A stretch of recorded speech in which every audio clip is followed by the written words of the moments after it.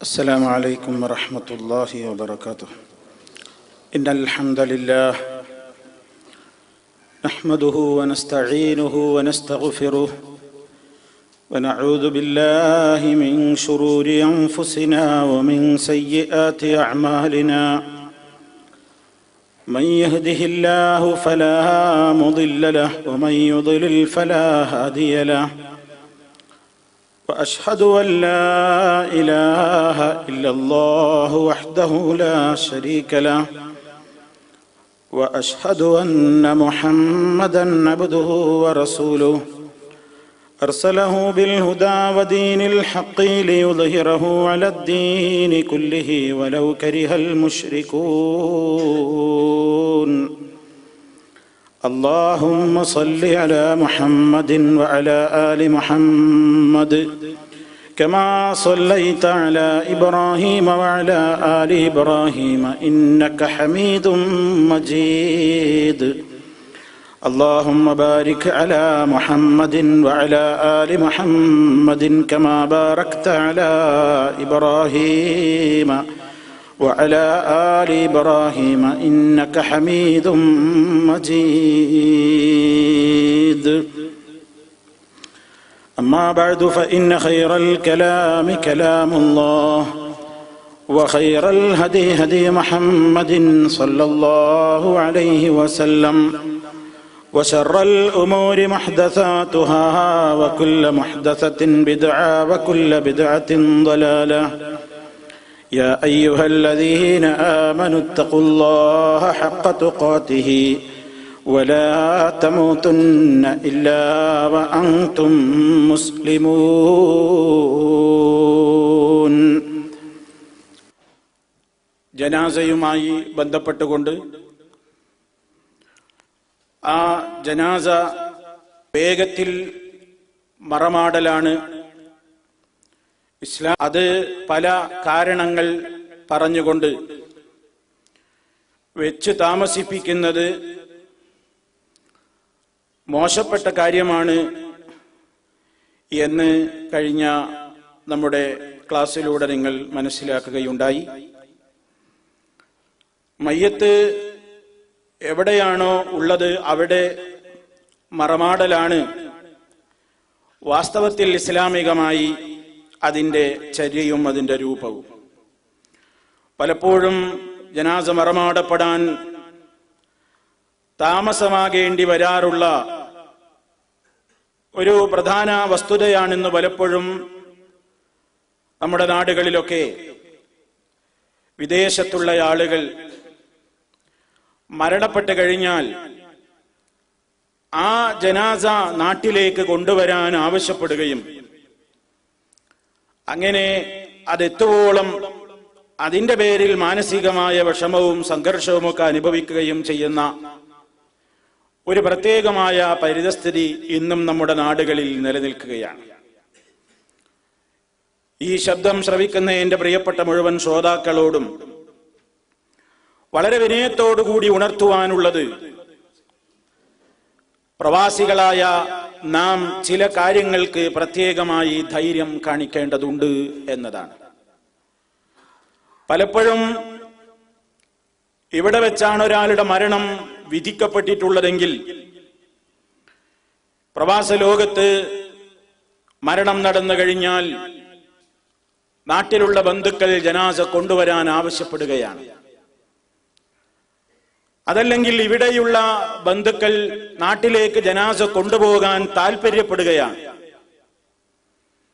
അതൊരു വലിയ മഹൽ കാര്യമായി പോലും ചില സംഘടനകൾ ഏറ്റെടുത്തിരിക്കുകയാണ്. രാജ്യത്ത് പലപ്പോഴും പലരും ആവശ്യപ്പെടാറുണ്ട്, എയർലൈൻസുകളോട് ആവശ്യപ്പെടാറുണ്ട്, ജനാസ സൗജന്യമായി നാട്ടിലെത്തിക്കാനുള്ള സംവിധാനത്തെക്കുറിച്ച് ഗവൺമെന്റ് ആലോചിക്കണം എന്നൊക്കെ. അതുപോലെ തന്നെ ഇവിടെയുള്ള പല പ്രവാസി സംഘടനകളും സമുദായത്തോട് ചെയ്യുന്ന ഏറ്റവും വലിയ ഒരു കാരുണ്യം എന്ന നിലയിലൊക്കെ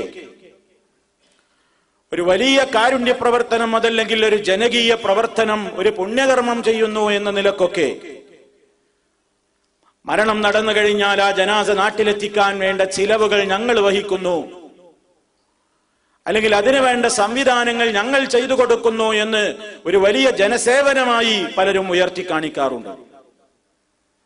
വാസ്തവത്തിൽ പ്രിയപ്പെട്ടവരെ, നാം നമ്മുടെ ബന്ധുക്കളോടും മറ്റുള്ളവരോടുമൊക്കെ പറയേണ്ടത്, എന്റെ മരണം ഇവിടെ വെച്ചാണ് നടക്കുന്നതെങ്കിൽ എന്റെ ജനാസ കൊണ്ടുപോകരുത് എന്നാണ്. എന്തിനാണ് പ്രിയപ്പെട്ടവരെ അങ്ങനെ ഒരു വലിയ ത്യാഗം ആ വിഷയത്തിൽ അനുഭവിക്കുന്നത്? എത്രത്തോളം വലിയ ചെലവുള്ള ഒരു സംഗതിയാണ് ഒരു ജനാസ കൊണ്ടുപോവുക എന്നത്. മാത്രമല്ല, ഒരു മുസ്ലിമിനെ സംബന്ധിച്ചിടത്തോളം അവന്റെ ജനാസ അങ്ങനെ പെട്ടിക്കുള്ളിൽ കയറ്റി ഭദ്രമാക്കേണ്ടി വരുന്ന ഒരവസ്ഥ തന്നെ മോശപ്പെട്ട കാര്യമായിട്ടാണ് പണ്ഡിത ലോകം വിലയിരുത്തിയിട്ടുള്ളത്. ഇത് കൊണ്ടുപോകണമെങ്കിൽ അതിനുള്ള സംവിധാനം ചെയ്യണ്ടേ? അങ്ങനെ അതിനുവേണ്ട സംവിധാനങ്ങൾ ഒരുക്കാൻ വേണ്ടി നാളുകളോളം അത് മോർച്ചറിയിൽ സൂക്ഷിക്കേണ്ടി വരുന്നു. പലപ്പോഴും അങ്ങനെ കൊണ്ടുപോകേണ്ടി വരുന്ന അവസ്ഥയാകുമ്പോൾ കീറിമുറിക്കലും പോസ്റ്റ്മോർട്ടവും അതുമായി ബന്ധപ്പെട്ട മറ്റു നടപടിക്രമങ്ങളിലേക്കും നീങ്ങേണ്ടി വരുന്നു. അതുപോലെ തന്നെ അത് കയറ്റി അയക്കുവാനുള്ള, കൊണ്ടുപോകുവാനുള്ള ചിലവുകൾ, അതുമാത്രമല്ല കൂടെ പോകുന്ന ആളുകളുടെ ചെലവുകൾ, എത്രയാണ് അനാവശ്യമായി ഈ മേഖലയിൽ പണം ചെലവഴിക്കേണ്ടി വരുന്നത്. മാത്രമാണോ ചരക്കുകൾ കയറ്റുന്ന, ആ നിലക്ക് നമ്മുടെ ലഗേജുകൾ വെക്കുന്ന ആ രൂപത്തിലുള്ള ഒരു സംവിധാനത്തിലേക്ക് ഒരു മുസ്ലിമിന്റെ ജനാസ അങ്ങനെ ചരക്കുകളുടെ കൂട്ടത്തിൽ കൊണ്ടുപോകേണ്ടുന്ന ഒരു ലഗേജായി തരം താഴ്ത്തപ്പെടേണ്ടുന്ന ഒരവസ്ഥയിലേക്കാണ് നീങ്ങുന്നത്. പലരും ഇതൊന്നും ആലോചിക്കുന്നില്ല. കഷ്ടം, സങ്കടമാണത്. എന്തിനാണ് ഈ കൊണ്ടുപോക്ക്? എന്തിനാണ് കുടുംബങ്ങൾ ഈ ആവശ്യപ്പെടുന്നത്? എന്തിനാണ് ഇവിടെയുള്ള ബന്ധുക്കൾ ഇതിനു വേണ്ടി തിരക്ക് കൂട്ടുന്നത്? വേണ്ട, എവിടെയാണോ റബ്ബ് നമുക്ക് മരണം വിധിച്ചതെങ്കിൽ അവിടെ ആയിരിക്കട്ടെ എന്റെ ഖബർ ഒരുങ്ങ്, എന്നെ അവിടെ തന്നെ മറമാടിയാൽ മതി എന്ന് വസിയത്ത് പറയാൻ നാം മനസ്സ് വെക്കേണ്ടതുണ്ട്. നമ്മുടെ മരണം മറ്റുള്ളവർക്കൊരു ചെലവായി കൂടാ. നമ്മുടെ മരണം മറ്റുള്ളവർക്ക് ഒരുപാട് ദിവസത്തെ മുഷിപ്പായി കൂടാ. ഈ ജനാസ കാത്തിരിക്കുകയാണ് സന്തപ്ത കുടുംബാംഗങ്ങളിൽ പലരും. എന്നിട്ട് അവിടെയും ആ വീട്ടിൽ ഈ ജനാസ എത്തുവോളം വലിയ വിഷമകരമായ സാഹചര്യമാണ്. അതുപോലെ എത്രയോ ദുരന്തങ്ങൾ, അനുഭവങ്ങൾ ആ വീട്ടിലും ആ കുടുംബങ്ങളും അനുഭവിച്ചു കൊണ്ടിരിക്കുകയാണ്. മയ്യത്ത് ഇവിടെയാണ്, ഇന്ന ദിവസമാണ്, ഇവിടെ പേപ്പറുകൾ ശരിയായി കിട്ടാൻ ഇന്നിവിടെ വർക്കിംഗ് ഡേ അല്ല, ഇവിടെ ഹോളിഡേ ആണ്, അതുകൊണ്ട് ഇന്ന ദിവസവും കാത്തിരിക്കണം, ഇത്ര ദിവസം കഴിഞ്ഞ് കാത്തിരിക്കണം. പിന്നെയും ലീവുകൾ വരുമ്പോൾ ചില പേപ്പർ നടപടിക്രമങ്ങളൊക്കെ ഇനിയും പൂർത്തിയായിട്ടില്ല, അതുകൊണ്ട് ഇനിയും താമസിക്കുമെന്നൊക്കെ നാട്ടിലേക്ക് ഫോൺ ചെയ്തും മറ്റും അറിയിക്കേണ്ടുന്ന ഗതികേട്. അവിടെ കുടുംബങ്ങൾ ഇങ്ങനെ അങ്കലാപ്പിലായി കാത്തിരിക്കേണ്ടുന്ന ഒരു ഗതികേട്. അങ്ങനെ ആ ഒരു മരണത്തിന്റെ പേരിൽ മാനസികമായും ശാരീരികമായും സാമ്പത്തികമായും ഒട്ടേറെ പ്രയാസങ്ങൾ ഒരുപാട് ആളുകൾ അനുഭവിക്കേണ്ടുന്ന ഒരു ദുരവസ്ഥയിലേക്ക് മുസ്ലിമേ നമ്മുടെ ജനാസ തരം താഴപ്പെട്ടുകൂടാ. ഇത് ഗൗരവത്തോടുകൂടെ മുസ്ലിമീങ്ങൾ ആലോചിക്കേണ്ടതാണ്. ഇങ്ങനെ ജനാസ വിദേശ രാജ്യത്ത് നിന്ന് സ്വദേശത്തേക്ക് വലിയ ദൂരത്തേക്ക് ഇങ്ങനെ നീക്കം ചെയ്യുന്നതിനെ കുറിച്ച് പണ്ഡിത ലോകത്ത് ഇന്നും ഇന്നലെയും ചർച്ചകൾ തുടങ്ങിയതല്ല. പണ്ടേ ഇതിനെ സംബന്ധിച്ചുള്ള ചർച്ചകളുണ്ട്. മഹാന്മാരായ പണ്ഡിതന്മാർ പ്രവാചകൻ സല്ലല്ലാഹു അലൈഹി വസല്ലമിന്റെ ഹദീസുകളുടെ വെളിച്ചത്തിൽ, അതുപോലെ തന്നെ അവർ മനസ്സിലാക്കിയ ഇസ്ലാമികമായ നടപടിക്രമങ്ങളുടെ വെളിച്ചത്തിൽ അവരെല്ലാം മനസ്സിലാക്കിയത് മരണം നടന്നിടത്ത് തന്നെ മറമാടലാണ് ഇസ്ലാമികമായ ചര്യ എന്നതാണ്.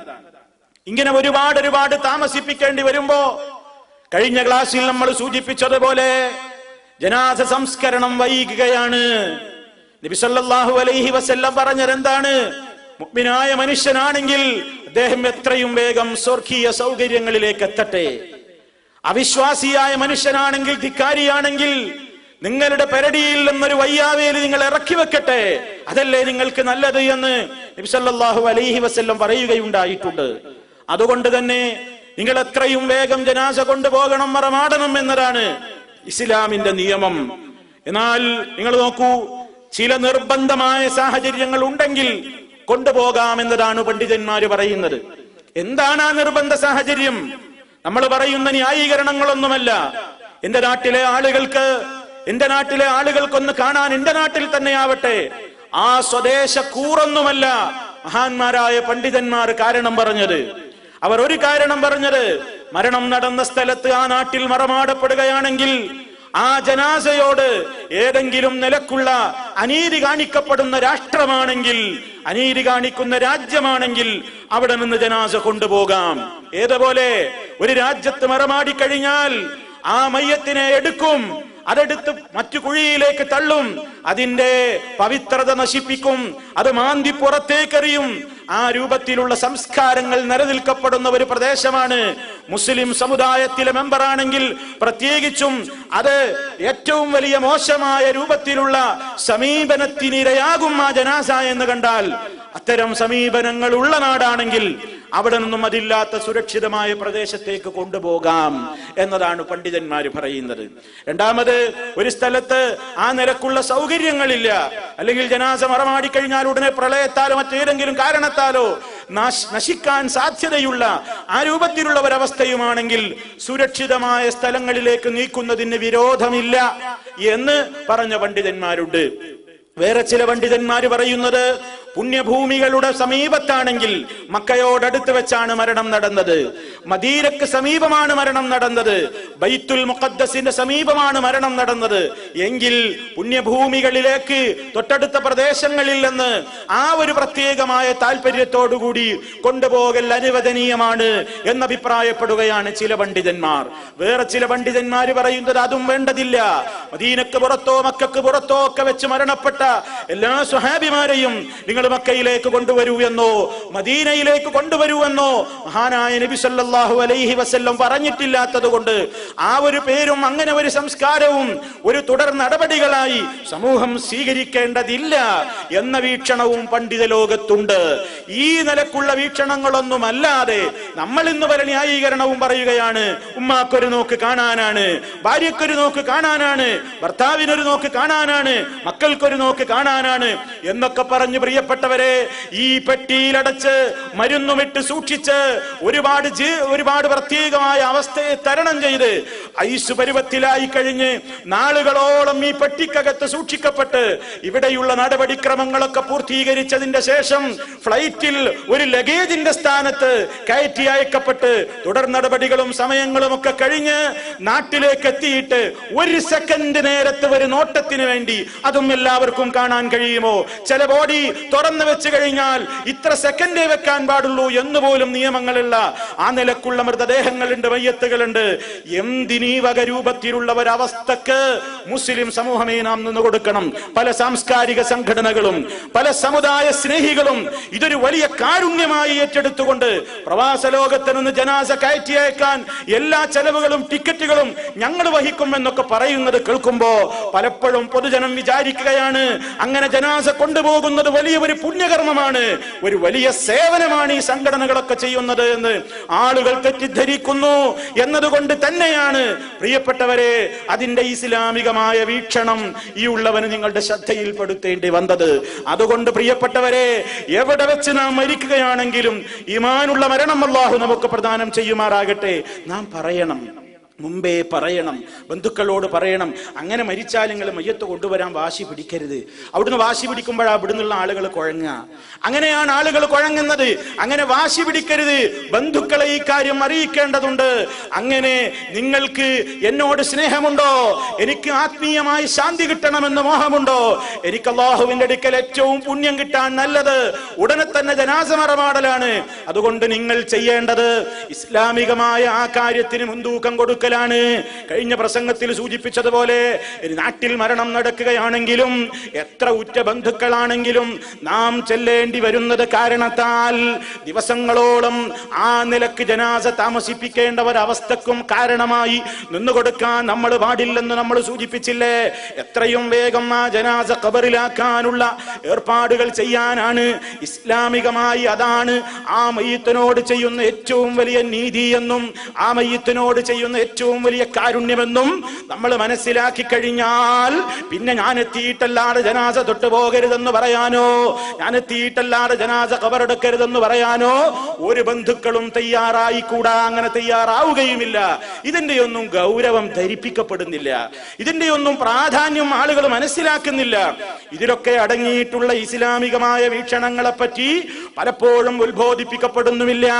അതുകൊണ്ട് പ്രിയപ്പെട്ടവരെ, ആ നിലക്കുള്ള ഒരവസ്ഥ ഇല്ലാതിരിക്കാനാണ് നമ്മൾ ശ്രദ്ധിക്കേണ്ടത്. നിങ്ങൾ നോക്കൂ, ഉഹദ് യുദ്ധക്കളത്തിൽ വഫാത്തായി വീണ് കഴിഞ്ഞ, ഷഹീദായി വീണ് കഴിഞ്ഞ ആ ജനാസകളെ മദീനയിലേക്ക് കൊണ്ടുവരാൻ വേണ്ടി അവിടെ നിന്ന് നബി സല്ലല്ലാഹു അലൈഹി വസല്ലം അതാ ആ ഉഹദ് യുദ്ധക്കളത്തിൽ നിന്ന് പുറത്തേക്ക് കൊണ്ടുവരാൻ വേണ്ടി ചില സ്വഹാബിമാർ ഉദ്ദേശിച്ചപ്പോൾ നബി സല്ലല്ലാഹു അലൈഹി വസല്ലമിന്റെ വിളിച്ചു പറയുന്ന ദൂതനതാ അവരോട് വിളിച്ചു പറയുകയാണ്, അവർ വധിക്കപ്പെട്ട് കിടന്ന സ്ഥലത്ത്, അവർ മരിച്ച സ്ഥലത്ത് അവിടെ തന്നെ അവരുടെ ഖബർ ഒരുക്കുക, അവിടെ തന്നെ അവരെ മറമാടുക എന്ന്. ഈ സംഭവം റിപ്പോർട്ട് ചെയ്തിട്ട് ചില പണ്ഡിതന്മാര് പറഞ്ഞു, അത് ശുഹദാക്കൾക്ക് മാത്രമുള്ള പ്രത്യേകതയാണ്.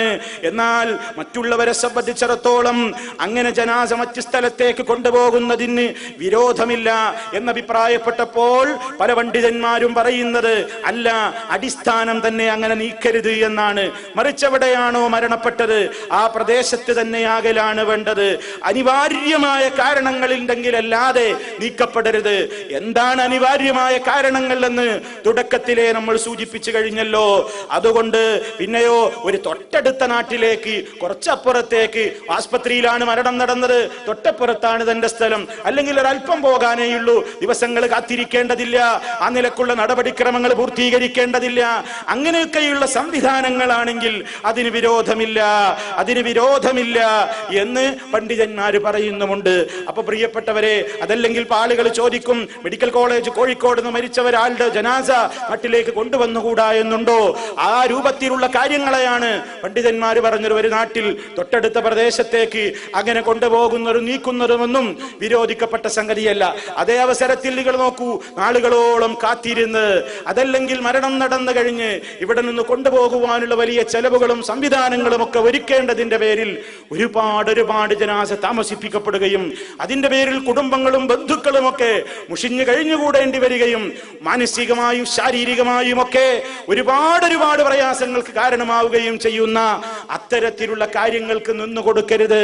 അതുകൊണ്ട് ആ ഒരവസ്ഥയെ മുസ്ലിം സമുദായം മനസ്സിലാക്കേണ്ടതുണ്ട് എന്നാണ് വളരെ വിനയത്തോടുകൂടി എന്റെ സഹോദരങ്ങളോട് എന്നോടെന്ന പോലെ ഉണർത്തുവാനുള്ളത്. ഇനി പ്രിയപ്പെട്ടവരെ, ജനാസ സംസ്കരണ പ്രക്രിയകളുടെ കൂട്ടത്തിൽ ഇസ്ലാം പറഞ്ഞ പ്രധാനപ്പെട്ട കാര്യം എന്താണ്? മയ്യത്ത് കുളിപ്പിക്കണം, കഫൻ ചെയ്യണം, ജനാസ നമസ്കാരം നിർവഹിക്കപ്പെടണം. ഇതൊക്കെയും ജനാസ ഖബറടക്കപ്പെടുന്നതിന്റെ മുമ്പേ മുസ്ലിമീങ്ങൾ ചെയ്യേണ്ടുന്ന ഫർദ് കിഫായ നടപടിക്രമങ്ങളിൽപ്പെട്ടതാണ്. എന്താണ് ഫർദ് കിഫായ എന്ന് പറഞ്ഞാൽ? ഇസ്ലാമിൽ എല്ലാ കാര്യങ്ങളെ സംബന്ധിച്ചിടത്തോളം ഫർളുകൾ രണ്ട് നിലക്കുണ്ട്. ഒന്ന് ഫർള് ഐനാണ്. ഫർള് ഐൻ എന്ന് പറഞ്ഞാൽ വ്യക്തിഗത നിർബന്ധമായ കാര്യങ്ങളാണ്. സമൂഹത്തിലെ ഓരോ വ്യക്തിയും ചെയ്തിരിക്കൽ നിർബന്ധമായ കാര്യങ്ങൾക്കാണ് ഫർള് ഐൻ എന്ന് പറയുന്നത്. 5 നേരത്തെ നമസ്കാരം, എനിക്ക് പകരം ഞാൻ ആ ശിക്ഷയിൽ നിന്ന് ഒഴിവാകാൻ എനിക്ക് വേണ്ടി മറ്റൊരാൾ നമസ്കരിച്ചാൽ ഞാൻ ആ കുറ്റത്തിൽ നിന്ന് ഒഴിവാവുകയില്ല. ഓരോ വ്യക്തിയും നിർവഹിക്കൽ നിർബന്ധമായ ഫർളുകൾക്കാണ് ഫർള് ഐൻ എന്ന് പറയുന്നത്. അതേ അവസരത്തിൽ ഫർള് കിഫായ എന്ന് പറയുന്നതോ അത് സാമൂഹ്യ ബാധ്യതയാണ്, വ്യക്തിഗത ബാധ്യതയല്ല, സാമൂഹ്യ ബാധ്യതയാണ്. അഥവാ സമൂഹത്തിന്റെ മേൽ അത് നിർബന്ധമാണ്. സമൂഹത്തിൽ ആരെങ്കിലും ആ കാര്യം ചെയ്താൽ സമൂഹത്തിലെ മറ്റു മെമ്പർമാരെല്ലാം ആ ശിക്ഷയിൽ നിന്ന് ഒഴിവായി, ചെയ്യാതിരുന്നാലുള്ള ശിക്ഷയിൽ നിന്ന് ഒഴിവായി. അതേ അവസരത്തിൽ പ്രതിഫലം ആ ചെയ്തവർക്ക് മാത്രമേ കിട്ടുകയുമുള്ളൂ, മറ്റുള്ളവർക്ക് ശിക്ഷയില്ല എന്ന് മാത്രം. ഉദാഹരണം നമ്മുടെ വിഷയം തന്നെ, ജനാസ കുളിപ്പിക്കൽ. ഇസ്ലാം നിർബന്ധമാക്കിയ ഒരു സംഗതിയാണത്. ഒരു മുസ്ലിമിന്റെ ജനാസക്ക് പവിത്രതയുണ്ട്, പരിശുദ്ധി കൽപ്പിക്കേണ്ടതുണ്ട്, അതിനോട് ആദരവ് കാണിക്കേണ്ടതുണ്ട്. അതുകൊണ്ട് മരണം നടന്നാൽ പെട്ടെന്ന് കൊണ്ടുപോയി ഖബറടക്കലല്ല, ശുദ്ധ ശുദ്ധീകരിക്കേണ്ടതുണ്ട്, കുളിപ്പിക്കേണ്ടതുണ്ട്. ആ കുളിപ്പിക്കൽ സാമൂഹ്യമായ ബാധ്യതകളിൽപ്പെട്ടതാണ്. എന്താണ് സാമൂഹ്യ ബാധ്യത എന്ന് പറഞ്ഞാൽ, ആരെങ്കിലും സമൂഹത്തിൽ ആരെങ്കിലും ആ പ്രവൃത്തി ചെയ്താലും സമൂഹത്തിലെ എല്ലാ ആളുകളും ആ തെറ്റിൽ നിന്ന് ഒഴിവായി. സമൂഹത്തിൽ ആരും ഒരു ജനാസ കുളിപ്പിച്ചില്ല, കുളിപ്പിക്കാതെ കൊണ്ടുപോയിട്ട് ഒരു ജനാസ അങ്ങ് മറമാടിയാൽ ആ പ്രദേശക്കാരും മുഴുവനും കുറ്റക്കാരായി, എല്ലാവരും കുറ്റക്കാരായി. അതവസരത്തിൽ ആരെങ്കിലും ഒരാൾ ആ കാര്യം ചെയ്ത് കൊണ്ടുപോയി കൃത്യമായി ഇസ്ലാമികമായ നടപടിക്രമങ്ങൾ പൂർത്തിയാക്കി കഴിഞ്ഞാലോ എല്ലാവരും കുറ്റത്തിൽ നിന്ന് ഒഴിവായി. പക്ഷേ ആ പ്രവർത്തനം ചെയ്ത വ്യക്തിക്ക് മാത്രമേ എന്ത് കിട്ടുകയുള്ളൂ? പ്രതിഫലം ആ വ്യക്തിക്ക് മാത്രമേ കിട്ടുകയുള്ളൂ. മറ്റുള്ളവരൊക്കെ കുറ്റത്തിൽ നിന്ന് ഒഴിവാവുകയും ചെയ്തു. ഇതാണ് ഫർള് കിഫായ എന്ന് പറയുന്നത്. ഈ നിലക്കുള്ള ഫർള് കിഫയിൽപ്പെട്ടതാണ് ജനാസ കുളിപ്പിക്കൽ. ഇസ്ലാമിൽ കുളിപ്പിക്കേണ്ടതില്ല എന്ന് പഠിപ്പിക്കപ്പെട്ടത് ഷഹീദുകളെയാണ്. ഷഹീദുകൾ കുളിപ്പിക്കപ്പെടേണ്ടതില്ല. അവർ മരണപ്പെട്ട അവരുടെ ശരീരത്തിൽ ഒഴുകിക്കൊണ്ടിരിക്കുന്ന രക്തത്തോടെ ആ ഒരവസ്ഥയിൽ തന്നെയാണ് സല്ലല്ലാഹു അലൈഹി വസല്ലം അതാ അവിടുത്തെ കാലത്ത് ഷഹീദുകളായി അതാ വീണ് കിടക്കുന്ന സ്വഹാബിമാരെ സംബന്ധിച്ച് മറ്റു സ്വഹാബിമാരോട് പറയുകയാണ്, നിങ്ങളവരെ ഇദ്ഫനൂഹും ഫീ ദിമാഇഹിം, അവരുടെ രക്തങ്ങളിലായിക്കൊണ്ട് തന്നെ, രക്തം അവരുടെ ശരീരത്തിലും വസ്ത്രത്തിലുമൊക്കെ പുരണ്ട നിലക്ക് തന്നെ അത് ശുദ്ധീകരിക്കേണ്ടതില്ല, അങ്ങനെ തന്നെ നിങ്ങൾ മറമാടൂ. കാരണം അങ്ങനെ അള്ളാന്റെ മാർഗത്തിൽ മുറിവ് പറ്റിയിട്ട് ഭൂമിയിലേക്കതാ രക്തം ചിന്തപ്പെട്ടുകൊണ്ട് മരണപ്പെട്ടിട്ടുള്ള ആളുകൾ അവരതാ നാളെ പരലോകത്ത് മഹ്ശറിൽ അവർ ഉയർത്തെഴുന്നേൽപ്പിക്കപ്പെടുന്ന ഘട്ടത്തിൽ അതാ അന്നും അന്ത്യനാളിലും അവരുടെ മുറിവുകളിൽ നിന്ന് യദുമാ വജുറുഹു യൗമൽ ഖിയാമത്തി യദുമാ, അവരുടെ മുറിവുകളിൽ നിന്ന് രക്തമൊലിച്ചു കൊണ്ടിരിക്കുന്നതാണ്.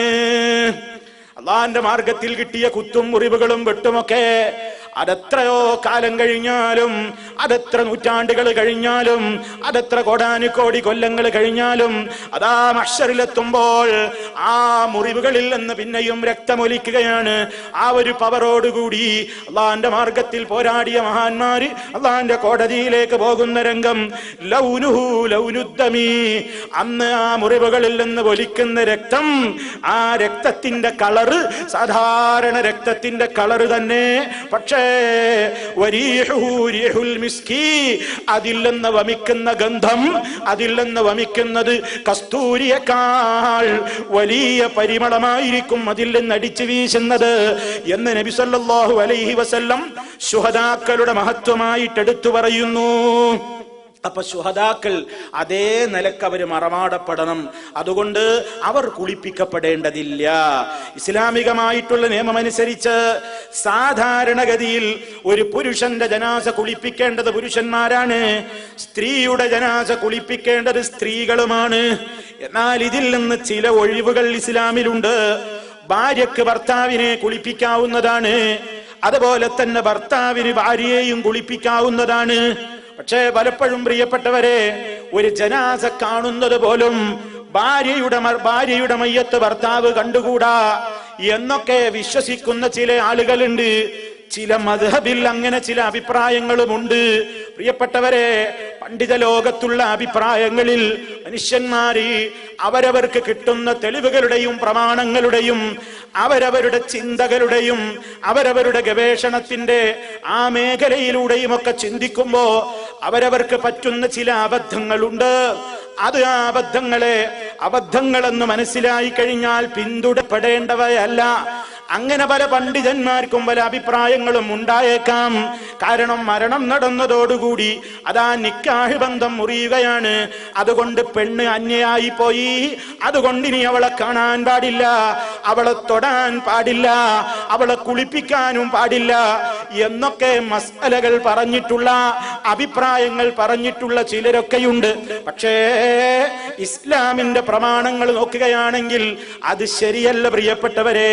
മഹാനായ നബി സല്ലല്ലാഹു അലൈഹി വസല്ലം തന്നെ അതാ ഒരു ജനാസ നമസ്കാരം, ഒരു ജനാസ ഖബറടക്കി കഴിഞ്ഞിട്ട് അതാ ബഖീഹിൽ നിന്ന് മടങ്ങി വീട്ടിലേക്ക് എത്തിയപ്പോ അതാ ആയിഷ റളിയല്ലാഹു തആല അൻഹ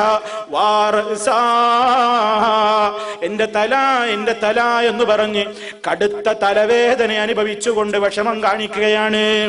ആ അവസരത്തിൽ നബി സല്ലല്ലാഹു അലൈഹി വസല്ലം പറയുന്നുണ്ട്, എനിക്കും തലവേദനയുണ്ട് ആയിഷ, നിനക്കും വല്ലാതെ തലവേദനിക്കുന്നുവല്ലേ എന്നിങ്ങനെ പറഞ്ഞിട്ട് നബി സല്ലല്ലാഹു അലൈഹി വസല്ലം ഒരു കാര്യം അവിടെ വെച്ച് ആയിഷ റളിയല്ലാഹു തആല അൻഹയോട് പറയാണ്, ലൗ മുത്തി ഖബലി ലഗസ്സൽതുകി വകഫൻതുകി, എനിക്ക് മുമ്പ് ആയിഷ നീയാണ് മരണപ്പെടുന്നതെങ്കിൽ, ആയിഷ എനിക്ക് മുമ്പ് നീയാണ് മരണപ്പെടുന്നതെങ്കിൽ നിന്നെ ഞാൻ തന്നെ കുളിപ്പിക്കുന്നതാണ്, നിന്നെ കഫൻ ചെയ്യാനും ഞാൻ തന്നെയാണ് ഏർപ്പെടുന്നതാണ് എന്ന് നബി സല്ലല്ലാഹു അലൈഹി വസല്ലം അതാ ആയിഷ റളിയല്ലാഹു തആല അൻഹയോട് പറയുന്നു. ഭർത്താവിന് ഭാര്യയെ കുളിപ്പിക്കാം, ഭർത്താവിന് ഭാര്യയെ കഫൻ ചെയ്യാം. നബി സല്ലല്ലാഹു അലൈഹി വസല്ലം ആയിഷ റളിയല്ലാഹു തആല അൻഹയോട് പറഞ്ഞത് തന്നെ ഈ വിഷയത്തിൽ തെളിവാണ്. ഇനി ഭാര്യക്ക് ഭർത്താവിനെ കുളിപ്പിച്ചുകൂടെ? നിങ്ങൾ നോക്കൂ, മഹദിയായ ആയിഷ റളിയല്ലാഹു തആല അൻഹ തന്നെ പറയുന്നുണ്ട്, അതാ സഹാബിമാര് നബി സല്ലല്ലാഹു അലൈഹി വസല്ലം വഫാത്തായപ്പോ അവിടുത്തെ ജനാസ കുളിപ്പിച്ച രംഗം നമ്മൾ പ്രവാചകൻ സല്ലല്ലാഹു അലൈഹി വസല്ലമിന്റെ അന്ത്യദിനങ്ങൾ വിശദീകരിച്ച പ്രഭാഷണത്തിൽ നമ്മൾ പറഞ്ഞു പോയതാണ്.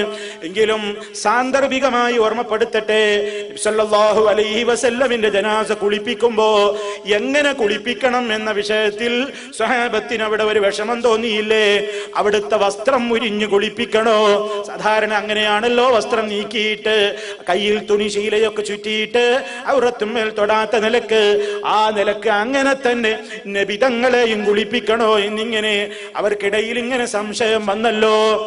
ആ സംശയം വന്നപ്പോൾ അവർക്ക് തന്നെ ഒരു മയക്കം ബാധിക്കുകയും അങ്ങനെ തന്നെ കുളിപ്പിക്കുക എന്ന ശരീരം മുഴങ്ങപ്പെടുകയും ചെയ്തു എന്നൊക്കെ നമ്മൾ വിശദീകരിച്ചതാണ്. അങ്ങനെ ഈ സംഭവങ്ങളൊക്കെ അറിഞ്ഞപ്പോ മഹദിയായ ആയിഷ റളിയല്ലാഹു തആല അൻഹ പറയുന്നുണ്ട്, ലവിസ്തഖബൽതു മിൻ അംരി മസ്തദബർതു ലമാ ഗസ്സല റസൂലുള്ളാഹി സ്വല്ലല്ലാഹു അലൈഹി വസല്ലം ഇല്ലാ നിസാഉഹു. കാര്യങ്ങളിൽ വെച്ച് വൈകി മനസ്സിലാക്കിയ കാര്യങ്ങൾ മുമ്പേ എനിക്കറിയാമായിരുന്നുവെങ്കിൽ, മുമ്പേ എനിക്ക് ചില കാര്യങ്ങൾ, ഇപ്പൊ മനസ്സിലായ കാര്യങ്ങൾ മുമ്പ് എനിക്കറിയാമായിരുന്നുവെങ്കിൽ അല്ലാഹുവിന്റെ റസൂലിനെ അവിടുത്തെ ഭാര്യമാരല്ലാതെ കുളിപ്പിക്കുമായിരുന്നില്ല. അതറിയാത്തത് കൊണ്ടാണല്ലോ ഇപ്പോഴല്ലേ ചില കാര്യങ്ങളെ പറ്റി ചിന്തിക്കുന്നത് എന്നൊക്കെ മഹദിയായ ആയിഷ റളിയല്ലാഹു തആല അൻഹ പറഞ്ഞതായി ഹദീസിന്റെ കിതാബുകളിൽ നമുക്ക് വായിക്കാൻ കഴിയുന്നു. അപ്പൊ നോക്കൂ നിങ്ങൾ, പ്രവാചകൻ സല്ലല്ലാഹു അലൈഹി വസല്ലമിന്റെ ഭാര്യമാരും അങ്ങനെ തന്നെ ആ നിലക്ക് കാര്യങ്ങൾ മനസ്സിലാക്കി. ഇനി നോക്കൂ നിങ്ങൾ, സിദ്ദീഖ് റളിയല്ലാഹു തആല അൻഹു, മഹാനായ അബൂബക്കർ സിദ്ദീഖ് റളിയല്ലാഹു അൻഹു, അവിടുത്തെ ഭാര്യയായിരുന്നല്ലോ അസ്മാ ബീവി. അസ്മാ ബീവിയോട് വസിയത്ത് ചെയ്തിരുന്നു, ഞാൻ മരിച്ചാൽ, ഞാനാണ് മരിക്കുന്നതെങ്കിൽ അസ്മാ നീ എന്റെ മയ്യത്ത് കുളിപ്പിക്കണം. അങ്ങനെ സിദ്ദീഖ് റളിയല്ലാഹു അൻഹുവിന്റെ ജനാസ കുളിപ്പിച്ചത്, സിദ്ദീഖ് റളിയല്ലാഹു അൻഹുവിന്റെ ജനാസ കുളിപ്പിച്ചത് അവിടുത്തെ പ്രിയപ്പെട്ട ഭാര്യയായ അസ്മാ ബീവി ആയിരുന്നു എന്ന് ചരിത്രത്തിൽ നമുക്ക് കാണാൻ സാധിക്കുന്നു. അതുപോലെ തന്നെ അലി റളിയല്ലാഹു തആല അൻഹു ആയിരുന്നു ഫാത്തിമ ബീവിയുടെ ജനാസ കുളിപ്പിച്ചത് എന്നും റിപ്പോർട്ടുകളിൽ കാണാം. ഈ സംഭവങ്ങളൊക്കെ ഉദ്ധരിച്ചിട്ട് പണ്ഡിതന്മാര് അവരുടെ വിവിധങ്ങളായ ഗ്രന്ഥങ്ങളിൽ ഈ സംഭവം പറഞ്ഞിടത്ത് മുഴുവനും പണ്ഡിതന്മാര് രേഖപ്പെടുത്തുന്ന ഒരു കാര്യമുണ്ട്. എന്താണ്? വലം യഖൽ മിൻ സായിരി സ്വഹാബതി ഇൻകാറുൻ അലാ അലി വഅസ്മാ ഫകാന ഇജ്മാ. അലി റളിയല്ലാഹു തആല അൻഹുവിന്റെ ഈ സംഭവവും അതുപോലെ തന്നെ അസ്മാ ബീവി കാണിച്ച ഈ സംഭവവുമൊക്കെ സ്വഹാബിമാര് മറ്റുള്ളവരൊക്കെ മനസ്സിലാക്കിയവരാണ്, അവരൊക്കെയും അതറിഞ്ഞവരാണ്. എന്നിട്ട് ഒരൊറ്റ സ്വഹാബിയും യാതൊരു നിലക്കുള്ള എതിർപ്പും അലി റളിയല്ലാഹു അൻഹു ഫാത്തിമ ബീവിയെ കുളിപ്പിച്ചതിലോ അതല്ലെങ്കിൽ അസ്മാ ബീവി സിദ്ദീഖുൽ അക്ബർ റളിയല്ലാഹു അൻഹുവിന്റെ ജനാസ കുളിപ്പിച്ചതിലോ സ്വഹാബിമാരാരും ഒരു എതിർപ്പും പറഞ്ഞിട്ടില്ലാത്തത് കൊണ്ട് ഫകാന ഇജ്മാ, സഹാബിമാർക്കിടയിൽ ആ വിഷയത്തിൽ ഐക്യീകൃതമായ രൂപമാണുള്ളത്. അവരുടെ ഇജ്മാ വിഷയത്തിൽ അങ്ങനെയാണ് എന്ന് പണ്ഡിതന്മാർ രേഖപ്പെടുത്തുന്നു. അപ്പൊ നോക്കൂ നിങ്ങൾ, പുരുഷനെ പുരുഷൻ കുളിപ്പിക്കുക, സ്ത്രീയെ സ്ത്രീ കുളിപ്പിക്കുക എന്ന പൊതു നിയമത്തിൽ നിന്ന് ഭർത്താവിന് ഭാര്യയെ കുളിപ്പിക്കാം, ഭാര്യക്ക് ഭർത്താവിനെയും കുളിപ്പിക്കാം, ആ നിലക്കുള്ള നിയമം ഒഴിവാണ്. അങ്ങനെ ചെയ്യാം, ധൈര്യമുണ്ടെങ്കിൽ, അറിവുണ്ടെങ്കിൽ. ഇന്നത്തെ സ്ഥിതി എന്താണ്? അങ്ങനെ ആർക്കെങ്കിലും ധൈര്യം ഉണ്ടാവോ? ഭർത്താവ് മരിച്ചു എന്ന് കേൾക്കുമ്പോഴേക്ക് ഒരു ഭാഗത്ത് സ്ത്രീ അവിടെ തളർന്നു, അല്ലെങ്കിൽ ഭാര്യ മരിച്ചു എന്ന് കേൾക്കുമ്പോഴേക്ക് ഭർത്താവ് ഒരു ഭാഗത്ത് വളരെ പ്രയാസത്തിലായി. കുളിപ്പിക്കാനും മറ്റു കാര്യങ്ങളൊക്കെ, അതൊക്കെ പ്രിയപ്പെട്ടവരെ, അങ്ങനെ ഏറ്റവും ഒറ്റ ബന്ധുക്കളും സ്നേഹമുള്ളവരും ഒക്കെ ജനാസ കുളിപ്പിക്കാൻ ധൈര്യം കാണിക്കേണ്ടതുണ്ട് എന്നാണ് നമ്മൾ മനസ്സിലാക്കേണ്ടത്. കാരണം ജനാസ കുളിപ്പിക്കുമ്പോൾ പല കാര്യങ്ങളും അതിലുണ്ട്. ആ രൂപത്തിലുള്ള എന്തൊക്കെ കാര്യങ്ങൾ എങ്ങനെയൊക്കെ എന്ന് ഒരാൾ അറിയണ്ട, അതൊരാൾ മനസ്സിലാക്കണ്ട. അതുകൊണ്ട് തന്നെ ഉറ്റവരായ ആളുകൾ കുളിപ്പിക്കുകയാണെങ്കിൽ അത് തന്നെയാണ് വേണ്ടത്. അതിന് സംബന്ധമായ കാര്യങ്ങളെ സംബന്ധിച്ചുള്ള അറിവുകളൊക്കെ നമ്മൾ നേടിയിരിക്കേണ്ടതുണ്ട്. പ്രിയപ്പെട്ടവരെ, കുളിപ്പിക്കുന്ന ആളുകൾ ശ്രദ്ധിക്കേണ്ടുന്ന ചില പ്രധാനപ്പെട്ട കാര്യങ്ങളുണ്ട്. ഒന്ന്, അവര് മനസ്സിലാക്കണം, ഈ ജനാസ കുളിപ്പിക്കുക എന്ന് പറയുന്നത് ഒരു മഹത്തായ കാര്യമാണ്. അതിന് അല്ലാഹുവിന്റെ അടുക്കൽ നിന്ന് എനിക്ക് വലിയ പ്രതിഫലം കിട്ടണം. അല്ലാഹുവിന്റെ അടുക്കൽ നിന്നുള്ള പ്രതിഫലമായിരിക്കണം ഒരു ജനാസ കുളിപ്പിക്കുന്ന കാര്യത്തിൽ ഒരാൾ ഏർപ്പെടാൻ അയാളെ പ്രേരിപ്പിക്കുന്നത്. അതായിരിക്കണം. അല്ലാതെ ഞാൻ ജനാസ കുളിപ്പിക്കും, അല്ലെങ്കിൽ ഇങ്ങനെ ജീവകാരുണ്യ പ്രവർത്തനത്തിനൊക്കെ, അല്ലെങ്കിൽ ജനസേവന പ്രവർത്തനത്തിനൊക്കെ അയാൾക്ക് വലിയ മിടുക്കാണ്, അയാൾ എന്തിനും എവിടെയും ഓടിയെത്തും എന്നൊക്കെ ആളുകളുടെ പ്രശംസയാണ് ഉദ്ദേശമെങ്കിൽ എല്ലാം ബാത്തിലാണ്, എല്ലാം നഷ്ടമാണ്. അതുകൊണ്ട് പരലോകത്ത് ഒന്നും നേടാനില്ല. അതുകൊണ്ട് ജനാസ കുളിപ്പിക്കുന്ന കാര്യം ഒരു മഹൽ കാര്യമാണ്. ആ മഹൽ കാര്യം സമൂഹത്തിൽ ഒരുപാട് ആളുകൾ ആ രംഗത്തിനൊന്ന് ഒഴിവാണ്. പലർക്കും ആ വിഷയത്തിൽ, ആ രംഗത്ത് ധൈര്യമില്ല, അറിവില്ല, താല്പര്യമില്ല, മോശപ്പെട്ട പണിയായിട്ടും കാണുന്നു. അതുകൊണ്ട് അങ്ങനെയൊന്നും കാണേണ്ട ഒരു കാര്യമല്ല. അല്ലാഹുവിന്റെ അടുക്കൽ അതാ തനിക്ക് കിട്ടാവുന്ന ഒരു വലിയ കാര്യമാണിത് എന്ന നിലക്ക് മാലോകരുടെ പ്രശംസയല്ല താൻ മോഹിക്കുന്നത്, ആളുകളുടെ നല്ല വാക്കല്ല മോഹിക്കുന്നത്. ഈ കുടുംബത്തിൽ നിന്നുള്ള ഏതെങ്കിലും ആളുകളിലേക്ക് ഇത് മുഖേന എനിക്കൊരു അടുപ്പമുണ്ടാക്കുക എന്ന ഭൗതികമായ നേട്ടവുമല്ല ഉദ്ദേശിക്കുന്നത്. ഉദ്ദേശിക്കേണ്ടത്, അല്ലാഹുവേ, നിന്റെ അടുക്കൽ എനിക്ക് വലിയ പ്രതിഫലം കിട്ടണം, ആ ഒരു വലിയ കാര്യം എന്ന നിലക്കാണ് പങ്കെടുക്കേണ്ടത്. രണ്ടാമതായി ചിന്തിക്കേണ്ട കാര്യം എന്താണ്? രണ്ടാമതായി ജനാസ കുളിപ്പിക്കുന്നവർ മനസ്സിലാക്കിയിരിക്കേണ്ട പ്രധാനപ്പെട്ട ഒരു കാര്യം എന്താണ്? ജനാസ കുളിപ്പിക്കപ്പെടുമ്പോ ഒരുപക്ഷെ പല കാര്യങ്ങളും നമ്മൾ കാണേണ്ടി വരുന്നു, പല പോരായ്മകളും ഒരുപക്ഷെ ഉണ്ടായേക്കും. അതൊന്നും ഇങ്ങനെ കുളിപ്പിച്ച് കഴിഞ്ഞതിന്റെ ശേഷം മാലോകരുടെ മുമ്പിൽ പരസ്യപ്പെടുത്താൻ പാടുള്ളതല്ല. അതൊരു അമാനത്താണ്, അതൊരു അമാനത്താണ്. നിങ്ങൾ നോക്കൂ, അത് ശ്രദ്ധിക്കേണ്ടതുണ്ട്. ചിലപ്പോ ജനാസ ഇങ്ങനെ കുളിപ്പിച്ചുകൊണ്ടിരിക്കുമ്പോ വയറ്റിൽ നിന്ന് വളരെ മോശപ്പെട്ട ദുർഗന്ധത്തോടുകൂടി പലതും പുറത്തു വന്നേക്കും. അതുപോലെ തന്നെ വിമിഷ്ടമുണ്ടാകുന്ന പലതും കണ്ടേക്കും. അതൊന്നും പറയാൻ പാടില്ല, അതൊക്കെ മൂടി വെക്കുകയാണ് ചെയ്യേണ്ടത്. നബി സല്ലല്ലാഹു അലൈഹി വസല്ലം പറയുന്നത് നോക്കൂ, മൻ ഗസ്സല മയ്യിതൻ ഫഅദ്ദാ ഫീഹിൽ അമാനത വലം യുഫ്ശി അലൈഹി മാ യകൂനു മിൻഹു ഇൻദ ദാലിക ഖറജ മിൻ ദുനൂബിഹി. ഇമാം അഹ്മദ് റിപ്പോർട്ട് ചെയ്യുന്നു, ആരെങ്കിലും ഒരു മയ്യത്തിനെ കുളിപ്പിക്കുകയും ഫഅദ്ദാ ഫീഹിൽ അമാന, ആ വിഷയത്തിലെ അമാനത്തവൻ നിർവഹിക്കുകയും ചെയ്താൽ, എന്താണ് ആ വിഷയത്തിലെ അമാനത്ത്? വലം യുഫ്ശി അലൈഹി മാ യകൂനു മിൻഹു ഇൻദ ദാലിക, ആ ഘട്ടത്തിൽ അനുഭവപ്പെട്ടേക്കാവുന്ന എന്തെങ്കിലും അവന് വിമിഷ്ടം തോന്നിയിട്ടുള്ള എന്തെങ്കിലും പ്രയാസകരമായ കാര്യങ്ങൾ തോന്നിയിട്ടുണ്ടെങ്കിൽ പറഞ്ഞുകൂടാ. അങ്ങനെ പരസ്യപ്പെടുത്താതെ അത് തന്റെ സഹോദരന്റെ ഒരു ഐബ് പരസ്യപ്പെടുത്തിക്കൂടാ. അത് ജീവിതകാലത്താണെങ്കിലും മരണത്തിന്റെ ശേഷമാണെങ്കിലും അത് പറ്റില്ലെന്ന നിലക്കൊരാള് അത് മൂടി വെക്കുമ്പോ ഖറജ മിൻ ദുനൂബിഹി, അവന്റെ പാപത്തിൽ നിന്ന് അവൻ പുറത്തു കിടക്കുന്നു. ജനാസ കുളിപ്പിച്ച വ്യക്തിക്കഥ അവന്റെ ദോഷങ്ങൾ പൊറുക്കാൻ അത് ഒരു നിമിത്തമായി മാറുകയാണ്.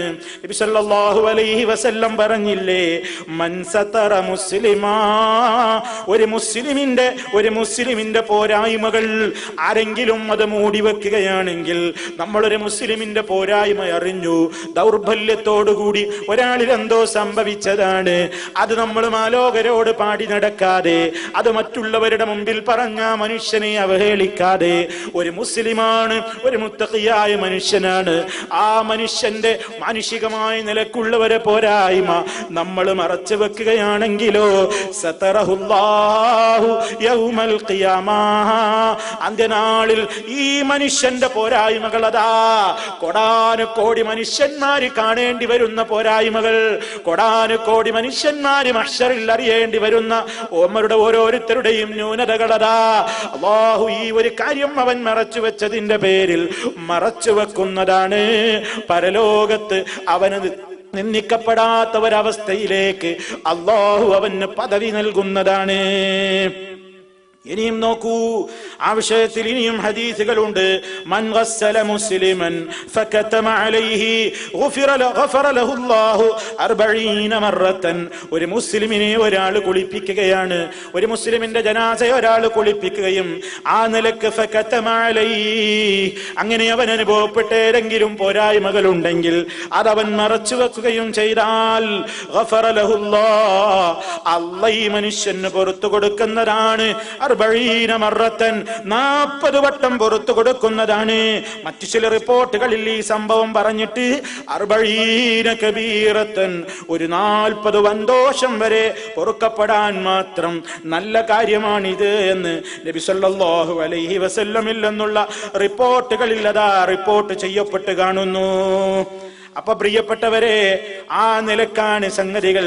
ഒരു ജനാസ കുളിപ്പിക്കപ്പെടുക എന്ന് പറയുമ്പോൾ നമ്മൾ മനസ്സിലാക്കണം പ്രിയപ്പെട്ടവരെ, നമ്മുടെ ജീവിതത്തിൽ നമ്മൾ നമ്മുടെ ശരീരം വൃത്തിയാക്കാറുണ്ട്. നമ്മൾ ഓരോ കുളി കഴിയുന്ന നേരത്തും നമ്മൾ ബാത്റൂമിൽ നിന്നോ പുഴയിൽ വെച്ചോ എവിടെ വെച്ചാണെങ്കിലും നമ്മൾ ഇങ്ങനെ ശരീരത്തിൽ ഇങ്ങനെ സോപ്പ് തേച്ച് വളരെ ഭംഗിയായി ശരീരം ഇങ്ങനെ അഴുക്ക് വൃത്തിയാക്കി കൊണ്ടിരിക്കുന്ന നേരത്ത്, ഓ പ്രിയപ്പെട്ട മുസ്ലിമേ, നമ്മുടെ മനസ്സിലൊരു ഓർമ്മ വരണം, ഇതൊരു പക്ഷേ എന്റെ ജീവിതത്തിലെ അവസാനത്തെ കുളിയായിരിക്കും, ഞാൻ എന്റെ ശരീരം കഴുകുന്ന അവസാന ചാൻസ് ആയിരിക്കാം ഇത് എന്ന് ഓരോ ഘട്ടത്തിലും നമ്മൾ കുളിക്കുമ്പോ മരണത്തെക്കുറിച്ചുള്ള ഓർമ്മ നമുക്ക് വരണ്ടേ? നിങ്ങൾ നോക്കൂ, ആ ഒരവസ്ഥ എന്താണ്? അതാ മറ്റൊരാളുകളുടെ മുമ്പിൽ നമ്മൾ കടന്നു കൊടുക്കേണ്ടി വരുന്ന അവസ്ഥ, ഒന്നിനും കഴിയാത്ത അവസ്ഥ, നമ്മുടെ ജീവൻ വേർപെട്ട് കഴിഞ്ഞ് ആ ശരീരം എന്തൊക്കെ പോരായ്മകളുള്ള ശരീരമാണ്, എങ്ങനെയൊക്കെ മൂടിവെച്ച ശരീരമാണ്, എത്ര ലേപനങ്ങൾ പുരട്ടി വൃത്തിയാക്കിയ ശരീരമാണ്, അതാ കുളിപ്പിക്കപ്പെടുകയാണ്. ഇങ്ങനെ ഒരവസ്ഥ എനിക്കും വരാനുണ്ടല്ലോ. അയ്ബുണ്ടാകരുത് റബ്ബേ, ഞാൻ എൻ്റെ ഈ മാനികമായ അവസ്ഥയിലേക്ക് ഞാൻ ഉയരലാണ്, ഞാൻ വളരലാണ്, ഞാൻ നന്നാവലാണ്.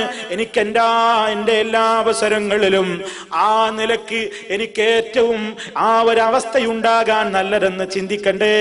ഹബീബായ നബി സല്ലല്ലാഹു അലൈഹി വസല്ലമിന്റെ ജനാസ കുളിപ്പിക്കുന്ന സഹാബിമാരി നബി സല്ലല്ലാഹു അലൈഹി വസല്ലമിന്റെ വയറ്റിൽ നിന്നോ അവിടുത്തെ ശരീരത്തിൽ നിന്നോ ഒരു ദുഷിച്ച ഗന്ധം പോലും ഉണ്ടായിട്ടില്ല. അപ്പോഴും നല്ല പരിമളം അടിച്ചു വീശുകയാണ് ശരീരത്തിൽ നിന്ന്. ജീവിച്ചിരിക്കുന്ന കാലത്തും വഫാത്തായ നേരത്തും നബി സല്ലല്ലാഹു അലൈഹി വസല്ലം പരിശുദ്ധൻ തന്നെ. വഫാത്ത് കഴിഞ്ഞാൽ ഏതൊരു മനുഷ്യനിൽ നിന്നാണ് അല്പമെങ്കിലും മാലിന്യം പുറത്തു വരാത്തത്? മഹാനായ നബി തങ്ങളെ കുളിപ്പിച്ചിട്ടുള്ള സഹാബിമാര് ഒരു മാലിന്യവും നബി സല്ലല്ലാഹു അലൈഹി വസല്ലമിന്റെ ശരീരത്തിൽ കണ്ടിട്ടില്ല. അവിടുത്തെ ശരീരത്തിൽ നിന്ന് ഏതെങ്കിലും വെറുപ്പുളവാക്കുന്ന വിഷമമുണ്ടാക്കുന്ന ഒരു ദുർനീര് പോലും ഒലിച്ചിട്ടില്ല. ജീവിതകാലത്തും പവിത്രത തന്നെ, മരണശേഷവും ഹബീബായ നബി സല്ലല്ലാഹു അലൈഹി വസല്ലം പരിശുദ്ധൻ തന്നെ. അത് നബി തങ്ങൾക്ക് അല്ലാഹു കൊടുത്തിട്ടുള്ള വലിയ ഫضലാണ്. ആ നബി സല്ലല്ലാഹു അലൈഹി വസല്ലം അവിടുത്തെ ഈമാനിന്റെ അത്യുന്നതി, വലിയ വലിയ പദവി, സ്വർഗലോകത്തേക്ക് ഉയരുന്ന പദവി. നോക്കൂ പ്രിയപ്പെട്ടവരെ, പ്രിയപ്പെട്ടവരെ, നമ്മുടെ ജീവിതത്തിൽ നമ്മൾ ഇങ്ങനെ ജനാസ കുളിപ്പിക്കുന്ന രംഗം നമുക്ക് ഓർമ്മ വരേണ്ടതുണ്ട്. നമ്മളിങ്ങനെ നമ്മൾ നമ്മുടെ ശരീരത്തെ കഴുകുമ്പോ, കുളിപ്പിക്കുമ്പോ എത്രയോ ആളുകളതാ പെട്ടെന്ന് മരിക്കുമ്പോ അവരും ഇതുപോലെ ഒരിക്കൽ കുളിച്ച് ബാത്റൂമിൽ നിന്ന് തോർത്തി അതുപോലെ തന്നെ വസ്ത്രമെടുത്ത് പുറത്തിറങ്ങിയവരാണ്.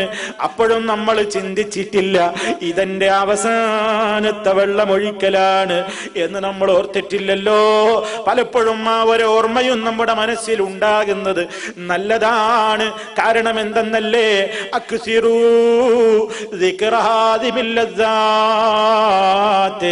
മരണം നിങ്ങളുടെ ജീവിതത്തിന്റെ എല്ലാ സുഖങ്ങളെയും സൗകര്യങ്ങളെയും മുറിച്ചു കളയുന്ന മരണചിന്ത നിങ്ങൾ അധികരിപ്പിക്കണേ.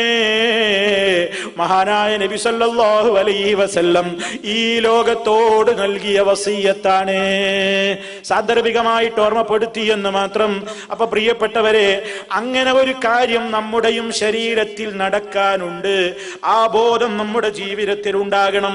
ഇനി നമ്മൾ മനസ്സിലാക്കിയിരിക്കേണ്ട ചില മസലകളുണ്ട്. അതെന്താണ്? ഒന്ന്, ഈ ജനാസ കുളിപ്പിക്കുമ്പോ നേരത്തെ ഞാൻ പറഞ്ഞല്ലോ, ആ രൂപത്തിൽ ഇങ്ങനെ ജനാസ കുളിപ്പിക്കുന്ന ആളുകൾ അവർ ഉളുവോടുകൂടെ ആയിരിക്കണോ, അതല്ലെങ്കിൽ അവർ ശുദ്ധിയുള്ള ഘട്ടത്തിലുള്ളവർക്ക് മാത്രമേ കുളിപ്പിക്കാവൂ എന്നുണ്ടോ? പലപ്പോഴും പല സഹോദരിമാരും ജനാസ കുളിപ്പിക്കുന്നിടത്ത് നിന്ന് വിട്ടു നിൽക്കാറുണ്ട്. കാരണം അവര് പറയാറുണ്ട്, ഞങ്ങൾക്ക് മെൻസസ് ഉള്ള ഘട്ടമാണ്, ശുദ്ധിയില്ലാത്ത നേരമാണ്, അതുകൊണ്ട് മയ്യത്തിന്റെ സമീപത്ത് നിന്നുകൂടാ, അതല്ലെങ്കിൽ ജനാസ കുളിപ്പിച്ചുകൂടാ, കഫൻ ചെയ്യലിൽ പങ്കെടുത്തുകൂടാ എന്നൊക്കെ പറഞ്ഞിട്ട് പല സഹോദരിമാരുടെയും ജനാസ സംസ്കരണ പ്രക്രിയകളിൽ നിന്ന് വിവരമുള്ള പെണ്ണുങ്ങൾ വരെ പലപ്പോഴും മാറി നിൽക്കാറുണ്ട്. അത് വേണ്ടതില്ല. എത്രത്തോളം ഇനി പുരുഷൻ തന്നെയും ജനാബത്തുള്ളവരവസ്ഥയിലാണെങ്കിൽ പോലും അയാളും ആ രൂപത്തിലുള്ള കർമ്മത്തിന് നേതൃത്വം കൊടുക്കുന്നതിൽ ഒരു തെറ്റില്ല. അത് അനുവദിക്കപ്പെട്ട കാര്യമാണെന്ന് പണ്ഡിതന്മാര് പറഞ്ഞു കാണാം.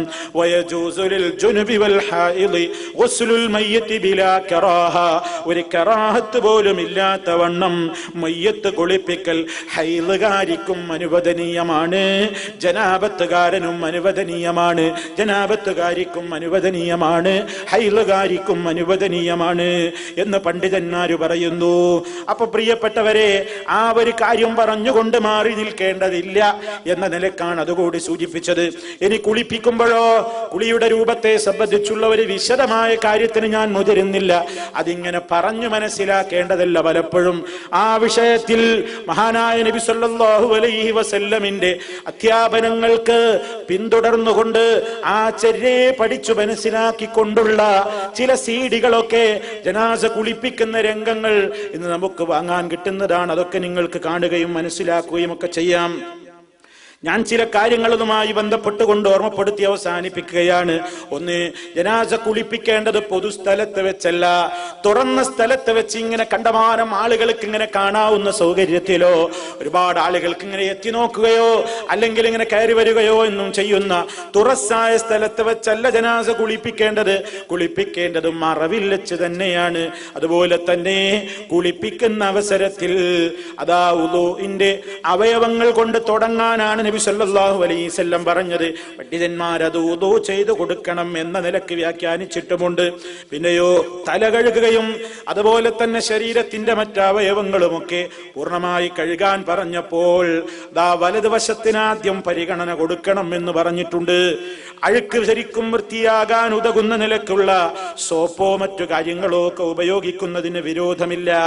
മാത്രമല്ല, മുഴുവനായും കഴുകുമ്പോൾ ഒറ്റയായി കഴുകണമെന്നാണ് നബി സല്ലല്ലാഹു അലൈഹി വസല്ലം പറയുന്നത്.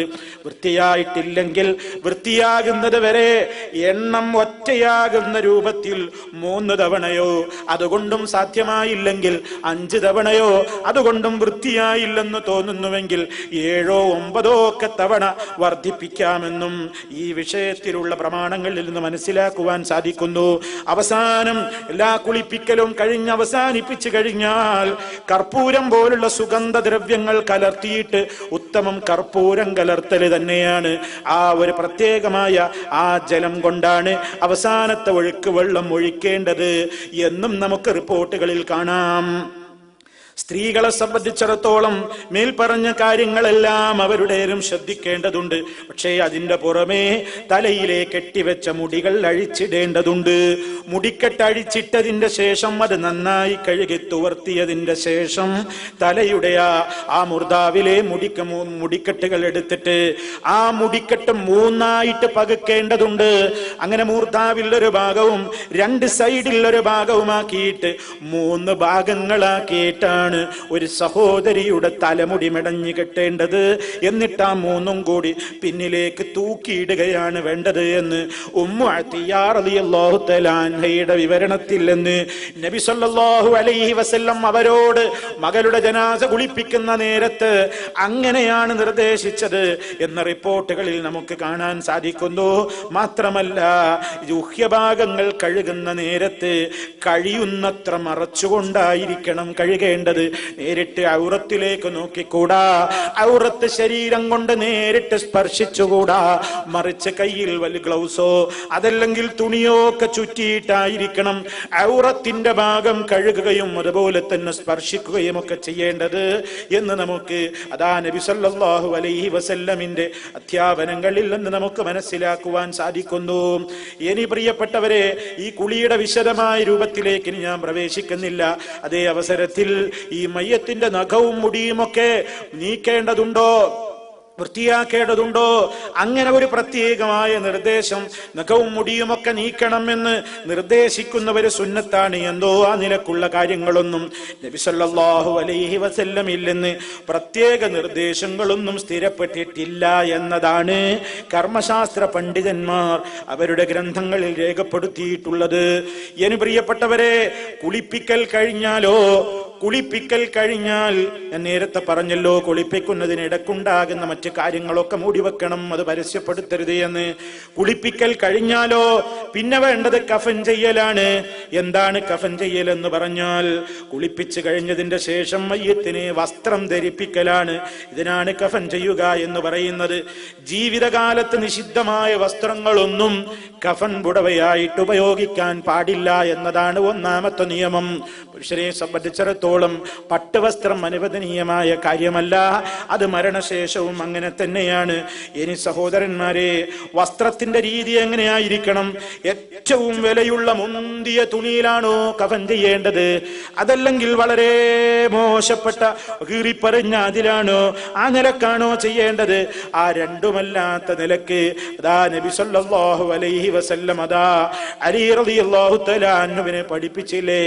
അലി റളിയല്ലാഹു തആല അൻഹു അവിടത്തേക്ക് കിട്ടിയ അധ്യാപനത്തിന്റെ അടിസ്ഥാനത്തിൽ അതാ ജനങ്ങളോട് ജീവിതകാലത്ത് തന്നെ വസിയത്ത് പറഞ്ഞിട്ടുണ്ട്. ലാ തുഗാലി ഫീ കഫനിൻ, കഫൻ പുടവയിൽ നിങ്ങൾ അമിതത്വം പുലർത്തരുത്. കാരണം ഫഇന്നീ സമിഅ്തു റസൂലല്ലാഹി സ്വല്ലല്ലാഹു അലൈഹി വസല്ലമ യഖൂലു, അല്ലാഹുവിന്റെ റസൂൽ പറയുന്നത് ഞാൻ കേട്ടിരിക്കുന്നു, നിങ്ങൾ കഫൻ പുടവയിൽ അമിതത്വം പുലർത്തരുത്. കാരണം അത് എത്രയും പെട്ടെന്ന് നശിച്ചു പോകാനുള്ളതാണ്. അബൂബക്കർ സിദ്ദീഖ് റളിയല്ലാഹു തആല അൻഹു അതാ ആയിഷ റളിയല്ലാഹു തആല അൻഹ പറയുന്നുണ്ട്, മകളാണല്ലോ അബൂബക്കർ സിദ്ദീഖ് റളിയല്ലാഹു തആല അൻഹു രോഗിയായി കിടക്കുന്ന അവസരത്തിൽ അതാ അവിടെ ഉണ്ടായിരുന്ന ഒരു വസ്ത്രമുണ്ട്. ആ വസ്ത്രം ആയിഷ ബീവിയുടെ കയ്യിൽ എടുത്തു വെച്ചുകൊണ്ട് പറയുകയാണ്, അത് കൊടുത്തുകൊണ്ട് പറയാണ്, നിങ്ങൾ എന്റെ ഈ വസ്ത്രം കഴുകി വെക്കണേ. ആ ഒരു വസ്ത്രത്തിന്റെ കൂടെ മറ്റു 2 വസ്ത്രങ്ങളും കൂടെ ചേർത്തിട്ട് ഫകഫിനൂനി ഫിഹാ, അതിൽ നിങ്ങൾ എന്നെ കഫൻ ചെയ്യണേ. അപ്പോൾ ആയിഷ റളിയല്ലാഹു തആല അൻഹ ചോദിച്ചു, ഉപ്പാ ഇത് പഴയ വസ്ത്രമല്ലേ? അപ്പൊ നബി സല്ലല്ലാഹു അലൈഹി വസല്ലമിൽ നിന്ന് ദീന് പഠിച്ച സിദ്ദീഖുൽ അക്ബർ റളിയല്ലാഹു തആല അൻഹു മറുപടി കൊടുക്കുകയാണ്, ഇന്നൽ ഹയ്യ ഹഖ്ഖു ബിൽ ജദീദി മിനൽ മയ്യിത്തി ഇന്നമാ ഹുവ ലിൽ മുഹ്ലത്തി. ആയിഷ, പുതിയത് എന്നൊക്കെ പറയുന്നത് പുതുപുത്തനൊക്കെ മയ്യത്തിനേക്കാൾ അർഹത ജീവിച്ചിരിക്കുന്നവർക്കല്ലേ? ഇത് ചലത്തിനും ദുർനീരിനുമൊക്കെയുള്ളതല്ലേ? അതുകൊണ്ട് മുന്തിയ വസ്ത്രങ്ങൾ എടുത്ത്, രാജാവാണ് മരിച്ചിരിക്കുന്നത്, അതുകൊണ്ട് മുന്തിയ വസ്ത്രമാണ് വേണ്ടത്. ഇങ്ങനെ ആ നിലക്കുള്ള അമിതത്വമൊന്നും അതിൽ ഉണ്ടാകുവാൻ പാടില്ല എന്ന് അബൂബക്കർ സിദ്ദീഖ് റളിയല്ലാഹു തആല അൻഹു പഠിപ്പിച്ചു കൊടുക്കുകയാണ്. അപ്പൊ മണ്ണ് തിന്നാനുള്ളതല്ലേ? എന്നതിലേക്ക് ആവശ്യത്തിന് മതിയാകാത്തതോ അല്ലെങ്കിൽ ഏറ്റവും കീറിപ്പറിഞ്ഞ താഴ്ന്ന നിലവാരത്തിലുള്ളതോ ആയിരിക്കണമെന്നില്ല. മധ്യമ നിലവാരത്തിലുള്ളതായിരിക്കണം എന്ന് പറഞ്ഞാൽ അതിലൊരു മീഡിയം സൈസ്, അതാണ് വേണ്ടത്. നബി സല്ലല്ലാഹു അലൈഹി വസല്ലം പറയുന്നുണ്ട്, ഇദാ കഫന അഹദുകും അഖാഹു ഫൽയുഹ്സിൻ കഫനഹു. നിങ്ങളിൽ ഒരാൾ തന്റെ സഹോദരനെ കഫൻ ചെയ്യുകയാണെങ്കിൽ നന്നായി കഫൻ ചെയ്യണേ. ആ നിലക്കുള്ള ആദരവ് നിലനിർത്തപ്പെടുന്ന നിലക്ക് ചെയ്യാനാണ് നബി സല്ലല്ലാഹു അലൈഹി വസല്ലം പറയുന്നത്. അതുപോലെ തന്നെ നബി സല്ലല്ലാഹു അലൈഹി വസല്ലം പറഞ്ഞ മറ്റൊരു കാര്യം എന്താണ്? വെള്ള വസ്ത്രമാണ് വേണ്ടത്. ഇൽബിസൂ മിൻ സിയാബികുമുൽ ബയാദ്. ഓ ജനങ്ങളെ, നിങ്ങൾ ധരിക്കുമ്പോ നിങ്ങൾ വെള്ള വസ്ത്രം ധരിക്കണേ. ഫഇന്നഹാ ഖൈറു സിയാബികും. നിങ്ങളുടെ വസ്ത്രങ്ങളിൽ ഉത്തമമായത് വെളുത്ത വസ്ത്രമാണ്, ശുഭ്രവസ്ത്രമാണ്. വകഫിനൂ ഫിഹാ. നിങ്ങൾ അതിലാണ് കഫൻ ചെയ്യേണ്ടത്. അപ്പൊ വെള്ള വസ്ത്രമാണ് ജീവിതത്തിലും ഉടുക്കാൻ നല്ലത്. ജീവിതത്തിൽ എപ്പോഴും നല്ലത് വെളുത്ത വസ്ത്രമാണ്. അതിൽ പുണ്യവുമുണ്ട്. വഫാത്തായി കഴിഞ്ഞാലും കഫൻ ചെയ്യാനും അങ്ങനെ വെളുത്ത വസ്ത്രമാണ് വേണ്ടത്. ഇനി പ്രിയപ്പെട്ടവരെ, നമ്മൾ മനസ്സിലാക്കിയിരിക്കേണ്ട മറ്റൊരു കാര്യമുണ്ട്. അതെന്താണ്? പുടവയുടെ ചെലവ് വഹിക്കേണ്ടത് ആരാണ്? മയ്യത്തിന്റെ തന്നെ സമ്പാദ്യത്തിൽ നിന്ന് എടുക്കണം എന്നാണ് നബി സല്ലല്ലാഹു അലൈഹി വസല്ലമിന്റെ അധ്യാപനത്തിൽ നിന്ന് മനസ്സിലാകുന്നത്. അത് മറ്റുള്ള ആളുകൾ അവരുടെ സ്വത്തിൽ നിന്ന് അങ്ങനെ എടുത്തു കൊടുക്കാൻ വേണ്ടി താല്പര്യം കാണിക്കാറുണ്ട്. പലപ്പോഴും ജനാസയുടെ ആ നിലക്കുള്ള കഫൻ പുടവ എന്റെ വക ആയിക്കോട്ടെ എന്നൊക്കെ പറഞ്ഞിട്ട് പലരും ആ കഫൻ പുടവ എടുക്കാൻ വേണ്ടി പരസ്പരം അങ്ങോട്ടും ഇങ്ങോട്ടും വർത്തമാനം പറയുന്നതും അതിന്റെ പേരിൽ വാശി പിടിക്കുന്നതും ഒക്കെ കാണാൻ സാധിക്കും. വാസ്തവത്തിൽ അത് മറ്റൊരാളുടെ അർഹതയിൽപ്പെട്ടതല്ല എന്നാണ് നബി സല്ലല്ലാഹു അലൈഹി വസല്ലമിന്റെ അധ്യാപനങ്ങളിൽ നിന്ന് നമുക്ക് ഉത്തമം. അത് അവരവരുടേതായ സമ്പാദ്യത്തിൽ നിന്നല്ലാതെ മറ്റുള്ളവരത് എടുത്തു കൊടുക്കേണ്ടതല്ല. നിങ്ങൾ നോക്കൂ, മഹാനായ മിസ്അബ് റളിയല്ലാഹു തആല അൻഹു അതാ വഫാത്തായ നേരത്ത് അദ്ദേഹത്തിന്റെ ശരീരത്തിൽ കഫൻ ചെയ്യാൻ ഉതകുന്ന നിലക്ക് ആ ഒരൊറ്റ പുതപ്പല്ലാതെ മിസ്അബ് റളിയല്ലാഹു അൻഹുവിന്റെ ശരീരത്തിൽ ഇല്ലായിരുന്നു. ആരായിരുന്നു മിസ്അബ് റളിയല്ലാഹു അൻഹു? സാധാരണ നമുക്കൊക്കെ പറയാവുന്ന ഒരു ശൈലിയിൽ പറയുകയാണെങ്കിൽ വായിൽ വെള്ളിക്കരണ്ടിയുമായി പ്രസവിക്കപ്പെട്ട മഹാനാണ്. അത്രയും വലിയ പണക്കാരുടെ വീട്ടിൽ പറന്ന മഹാനാണ്. അങ്ങനെ ഇസ്ലാമിന് വേണ്ടി എല്ലാം സഹിച്ചിട്ട് ദീനിന്റെ മാർഗത്തിൽ തനിക്ക് കിട്ടാനുള്ള ആനുകൂല്യങ്ങളൊക്കെ വേണ്ടെന്ന് വെച്ചിട്ട് അതുപോലെ തന്നെ കിട്ടിയതുപോലെ അല്ലാഹുവിന്റെ മാർഗത്തിലേക്ക് അങ്ങ് സംഭാവനകൾ ചെയ്തിട്ട് അവസാനം മരിച്ചു വീഴുമ്പോ ദരിദ്രനായിട്ടാണ് മിസ്അബ് റളിയല്ലാഹു അൻഹു മരിച്ചു വീഴുന്നത്. അങ്ങനെ സ്വഹാബിമാര് പറയുന്നു, അദ്ദേഹം വഫാത്തായ നേരത്ത് അദ്ദേഹത്തിന്റെ കഫൻ ചെയ്യാൻ ഒരു പുടവയല്ലാതെ അവിടുത്തെ ശരീരത്തിലില്ലായിരുന്നു. എന്താണ് ആ പുടവയുടെ പ്രത്യേകത? ഇദാ ഖത്തൈനാ ബിഹാ റഅസഹു ഖറജത് റിജ്ലാ. അവിടുത്തെ തല ഞങ്ങൾ ആ പുടവ കൊണ്ട് മൂടിയാൽ കാല് പുറത്താണ്, ഉയരം കുറവാണ്, വസ്ത്രം തികയാൻ മാത്രം ഒരു വസ്ത്രമില്ല.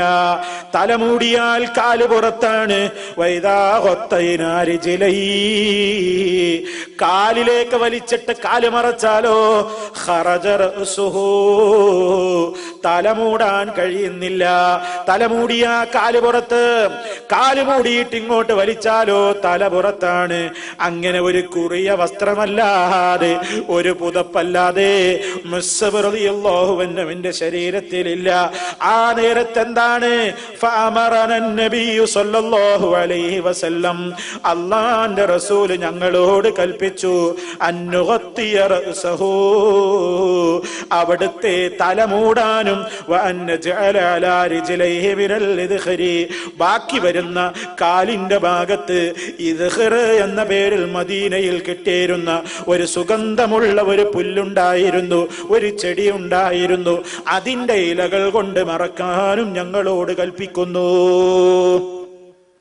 നോക്കൂ നിങ്ങൾ പ്രിയപ്പെട്ടവരെ, ആ മദീനയിൽ മുസ്അബ് റളിയല്ലാഹു അൻഹുവിന്റെ അവിടുത്തെ ശരീരം മുഴുവൻ മൂടാൻ തക്കയോഗ്യമായ വസ്ത്രങ്ങൾ വാങ്ങിക്കൊടുക്കാൻ കെൽപ്പുള്ള എത്രയോ സഹാബിമാരവിടെയില്ലേ, എത്രയോ മുതലാളിമാരവിടെയില്ലേ? ആരാണ് മുസ്അബ് റളിയല്ലാഹു അൻഹുവിന് 3 വസ്ത്രം വാങ്ങിക്കൊടുക്കൂ എന്ന് റസൂലുള്ള പറഞ്ഞാൽ വാങ്ങിക്കൊടുക്കില്ലെന്ന് പറയാൻ അവിടെ ആരെങ്കിലും ഉണ്ടോ? പക്ഷേ നബി സല്ലല്ലാഹു അലൈഹി വസല്ലം എന്താ ചെയ്യുന്നത്? ആ വസ്ത്രം മതി, മുസ്അബിന്റെ ശരീരത്തിൽ അദ്ദേഹത്തിന്റെ സമ്പാദ്യമായിട്ടുള്ള ആ വസ്ത്രം തന്നെ മതി എന്ന് പറഞ്ഞുകൊണ്ട് ആ വസ്ത്രം കൊണ്ട് തലമൂടിയിട്ട് ബാക്കി വരുന്ന ഭാഗം സഹാബിമാരെ നിങ്ങളുടെയൊക്കെ വീടുകളിൽ പോയിട്ടൊരു തുണി കൊണ്ടുവരൂ എന്ന് പറയാതെ മദീനയിൽ കിട്ടുന്ന ഇദ്ഖിർ എന്ന് പേരുള്ള ചണപ്പുല്ലുകൊണ്ട് ആ ശരീരം മറക്കുകയാണ്.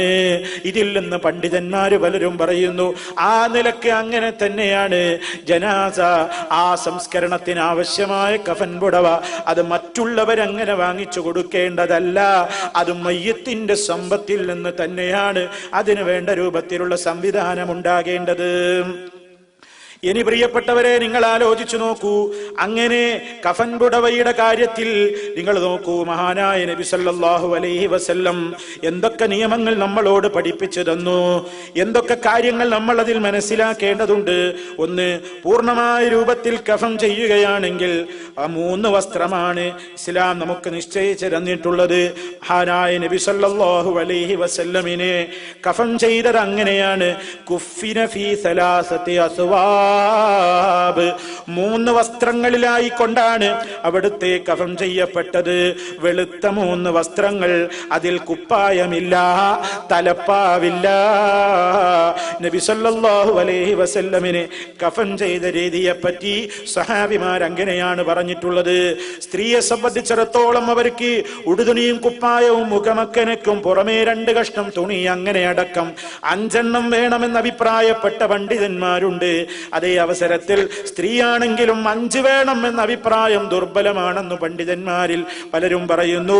അവര് പറയുന്നത് സ്ത്രീക്കാണെങ്കിലും അപാനുങ്ങൾക്കാണെങ്കിലും ഒക്കെ 3 തുണി തന്നെയാണ് വേണ്ടത് എന്ന്. അതേ അവസരത്തിൽ നിങ്ങൾ നോക്കൂ, ഹജ്ജിൽ ഇഹ്റാമിലായിരിക്കെ ഒരാള് മരിച്ചു കഴിഞ്ഞാൽ ഇഹ്റാമിന്റെ വസ്ത്രത്തിൽ തന്നെയാവണം കഫൻ ചെയ്യേണ്ടത്. അങ്ങനെയാണ്. ഒരാള് ഹാജിയായിരിക്കെ ഇഹ്റാമിൽ പ്രവേശിച്ചു കഴിഞ്ഞിരിക്കെ ഒരാൾ മരിച്ചു കഴിഞ്ഞാൽ നബി സല്ലല്ലാഹു അലൈഹി വസല്ലമിന്റെ കാലത്ത് ഇബ്നു അബ്ബാസ് റളിയല്ലാഹു തആല അൻഹു റിപ്പോർട്ട് ചെയ്യുകയാണ്, ഒരു മനുഷ്യനതാ ഇഹ്റാമിലായിരിക്കെ അദ്ദേഹം സഞ്ചരിച്ചിരുന്ന ഒട്ടകത്തിന്റെ മുകളിൽ നിന്ന് താഴേക്ക് വീഴുന്നു. താഴേക്ക് വീണിട്ട് അദ്ദേഹം മരണപ്പെടുകയാണ്. നബി സല്ലല്ലാഹു അലൈഹി വസല്ലം സഹാബിമാരോട് പറയുന്നു, നിങ്ങൾ അദ്ദേഹത്തെ കുളിപ്പിക്കൂ, വെള്ളം കൊണ്ട് നിങ്ങൾ അദ്ദേഹത്തെ ശുദ്ധീകരിക്കൂ. വകഫിനുഹു, നിങ്ങൾ അദ്ദേഹത്തെ കഫൻ ചെയ്യൂ. ഫീ സൗബൈൻ, 2 വസ്ത്രത്തിൽ കഫൻ ചെയ്യൂ. കാരണം ഒരു ഹാജിയെ സംബന്ധിച്ചിടത്തോളം ഇഹ്റാമിൽ പ്രവേശിച്ചു കഴിഞ്ഞാൽ അയാളെ സംബന്ധിച്ചിടത്തോളം ഒരു ഉടുതുണിയും അതുപോലെ തന്നെ ചുറ്റിപ്പുതക്കാനുള്ള ഒരു തുണിയുമടക്കം 2 വസ്ത്രമാണല്ലോ ഉണ്ടാവുക. അതിൽ നിങ്ങൾ കഫൻ ചെയ്യൂ. അതോടൊപ്പം പ്രവാചകൻ നിർദ്ദേശിക്കുന്നു, വലാ തുമിസ്സൂ തീബാ, നിങ്ങൾ സുഗന്ധം പുരട്ടരുത് കേട്ടോ. ജനാസയെ സംബന്ധിച്ചിടത്തോളം ആ ജനാസയിൽ സുഗന്ധം പുരട്ടരുതേ. കാരണം എന്താണ്? ഇഹ്റാമിലായിരിക്കെ സുഗന്ധം ഉപയോഗിക്കാൻ പാടില്ലല്ലോ. അത് വഫാത്തായി കഴിഞ്ഞാലും നിങ്ങൾ ആ നിയമം പാലിക്കണം. പിന്നെ പ്രവാചകൻ നിർദ്ദേശിച്ചത് എന്താണ്? വലാ തുഖമ്മിറൂ റഅ്സഹു, നിങ്ങൾ ആ ജനാസയുടെ തല നിങ്ങൾ എന്ത് ചെയ്യരുത്? മൂടിക്കളയരുത്. കാരണം മറക്കാൻ പാടില്ലല്ലോ.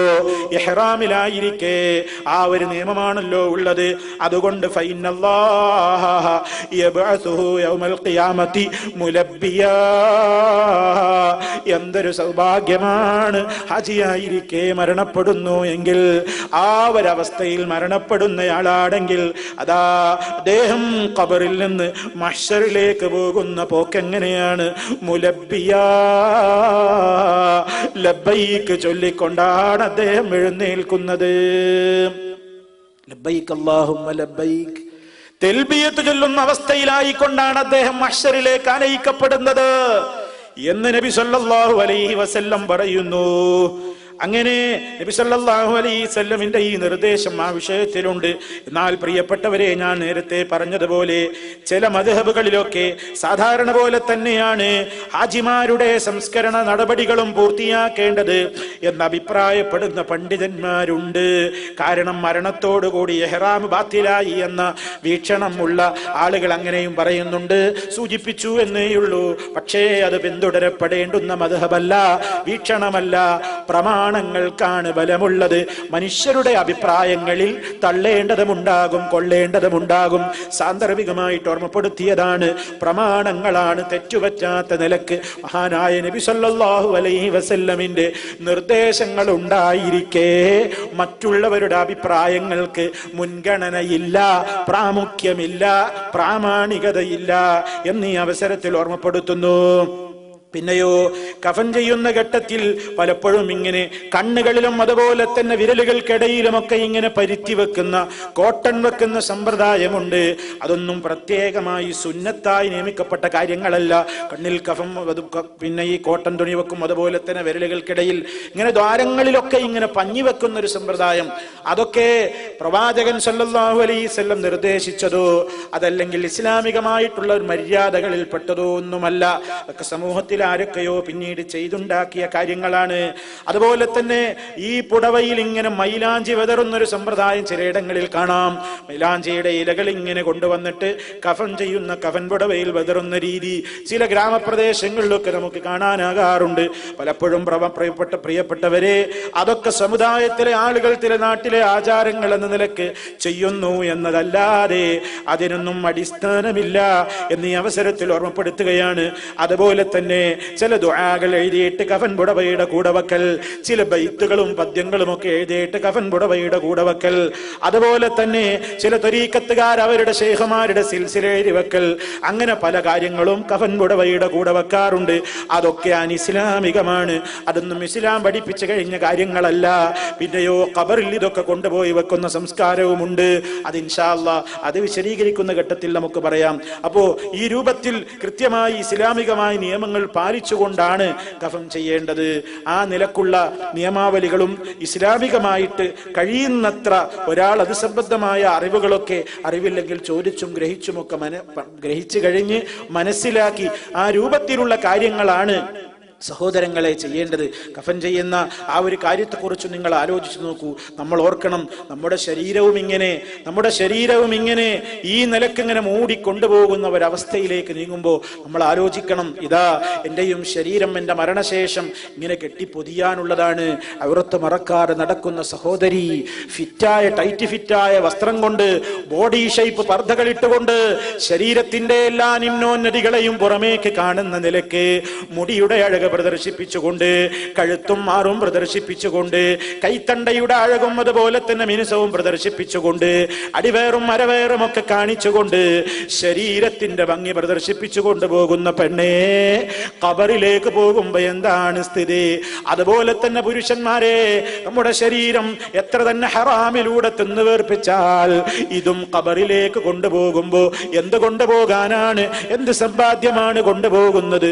ഇതൊക്കെയും നമ്മുടെ ജീവിതത്തിൽ ഇങ്ങനെ ഓരോ ഘട്ടത്തിലും ഓർത്തുകൊണ്ടിരുന്നാൽ ഹൃദയത്തിന് നൈർമല്യതയുണ്ടാകും, ജീവിതത്തിൽ സൂക്ഷ്മതയുണ്ടാകും, ഹറാമുകളിൽ നിന്ന് വിട്ടു നിൽക്കാനുള്ള പ്രേരണയുണ്ടാകും. ആ നിലക്കൊക്കെ കൂടി ഇത്തരം കാര്യങ്ങളെ കുറിച്ച് അറിയുമ്പോഴും കേൾക്കുമ്പോഴുമൊക്കെ ചിന്തിക്കണേ, ഒരു 100 വട്ടം അതിനെപ്പറ്റി ആലോചിക്കണേ എന്ന് എന്നോടും നിങ്ങളോടും ഉണർത്തുകയാണ്. അർഹമുർ-റഹീമീനായ നാഥൻ ഏറ്റവും ശുഭകരമായ മരണം നൽകി നമ്മെ ഓരോരുത്തരെയും അനുഗ്രഹിക്കുമാറാകട്ടെ. എല്ലാ പാകപ്പിഴവുകളും പോരായ്മകളും ഗഫൂർ റഹീമായ നാഥൻ പുറത്തു മാപ്പ് നൽകി നമ്മെ അനുഗ്രഹിക്കുമാറാകട്ടെ. മാരകമായ രോഗങ്ങളിൽ നിന്ന്, സഹിക്കാനാവാത്ത പരീക്ഷണങ്ങളിൽ നിന്ന്, കടക്കണിയിൽ നിന്ന്, ദാരിദ്ര്യത്തിൽ നിന്ന് അല്ലാഹു കാത്ത് രക്ഷിക്കുമാറാകട്ടെ. അല്ലാഹുമ്മ റബ്ബനാ തഖബ്ബൽ മിന്നാ ഇന്നക അൻതസ് സമീഉൽ അലീം വതുബ് അലൈനാ ഇന്നക അൻതത് തവ്വാബുർ റഹീം വഗ്ഫിർ ലനാ ഇന്നക അൻതൽ ഗഫൂറുർ റഹീം തവഫനാ മുസ്ലിമീന വഅൽഹിഖ്നാ ബിസ്സാലിഹീൻ വൽഹംദുലില്ലാഹി റബ്ബിൽ ആലമീൻ. അല്ലാഹുമ്മ സ്വല്ലി അലാ മുഹമ്മദിൻ വഅലാ ആലി മുഹമ്മദ്. അസ്സലാമു അലൈക്കും വറഹ്മത്തുള്ളാഹി.